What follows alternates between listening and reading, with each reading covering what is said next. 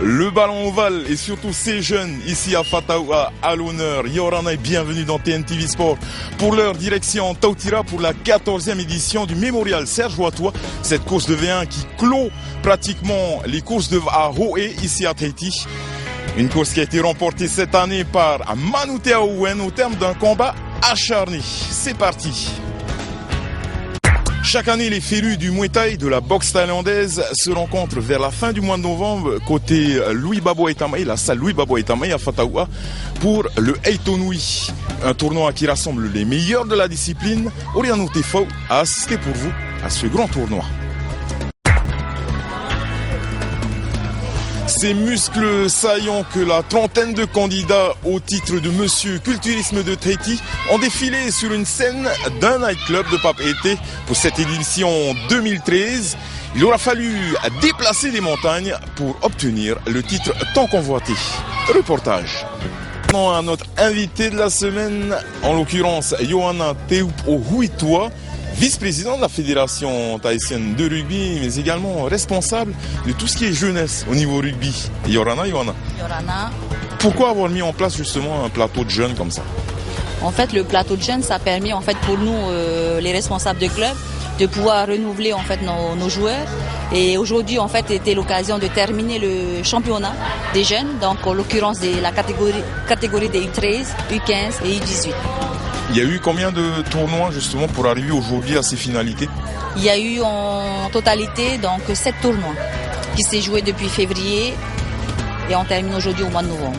Le rugby se porte bien, où il reprend du poil de la bête, on a de plus en plus de jeunes, où il y a un travail énorme aussi à faire encore pour essayer de rameuter un peu plus de jeunes dans ce sport. Du travail, on aura toujours, justement, pour rameuter, comme tu dis.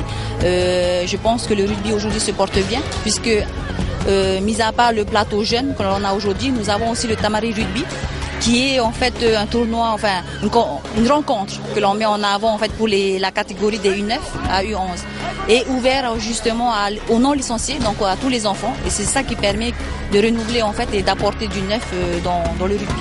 Est-ce que c'est un peu comme dans certains sports, comme on peut le voir dans certains sports, est-ce qu'on retrouve le rugby à l'école également?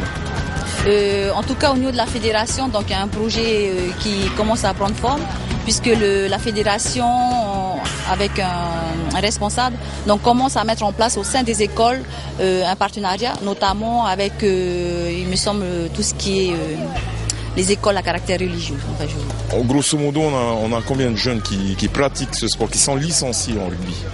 Au niveau des jeunes, on a plus de 100 licenciés.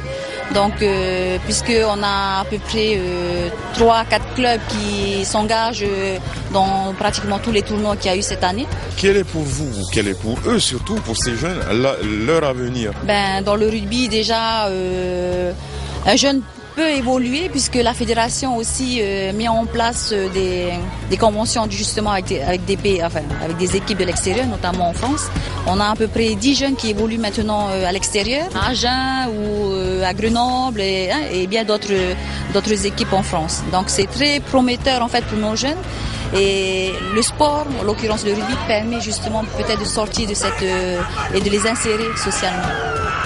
On va revenir juste pour terminer sur les résultats justement de cette 7e et dernière journée qui on retrouve en première place dans chaque catégorie d'âge. Alors il y a un grand changement en fait cette année puisque FAA a toujours été devancé tout le monde en fait dans toutes les catégories. Cette année donc comme je dis, l'école de rugby de Pirée donc a fait un grand pas. Donc aujourd'hui en finale est champion de cette année. Donc nous avons Pirée en U13. En U15, Pirée encore, et en U18, nous avons Manoura. Je remercie en fait tous les responsables de club et les coachs surtout, parce que c'est pas aussi évident, donc on est obligé d'encadrer ces jeunes. Et en fait, le rugby permet de réunir en fait toutes les classes sociales. Et ce que je peux dire, c'est que vive le rugby, vive le sport et vive la jeunesse. Maruru Yohana, merci d'avoir répondu à nos questions. Eh bien moi je vous propose tout de suite de continuer avec le rugby et les demi-finales du championnat de Tahiti de rugby. C'est parti.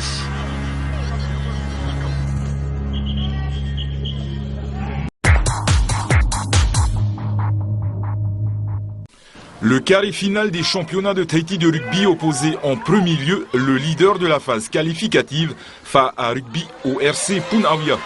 Victoire sans complexe de FAA 38-15 dans un match engagé et très physique.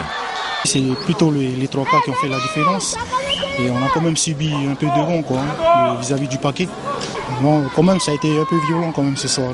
Et voilà. La stratégie, c'était de bien s'organiser aussi devant sur le jeu et d'être concentré sur la défense aussi et d'être discipliné, surtout d'être discipliné aussi de l'arbitre. En deuxième partie de soirée, c'était au tour du RC Pirée de rencontrer Manuura.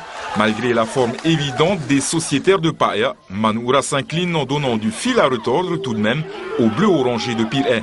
Score final 9-6.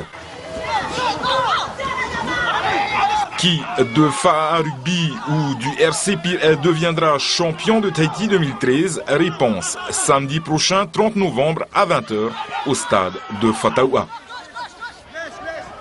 On voit maintenant le reste de l'actualité sportive en bref et en images. C'est parti. Voilà, nous arrivons au terme de notre édition sportive. Merci de l'avoir suivi. Vous pouvez nous retrouver sur www.tntv-replay.com. Je vous dis excellente soirée sur Tahiti News Télévision et surtout, portez-vous bien!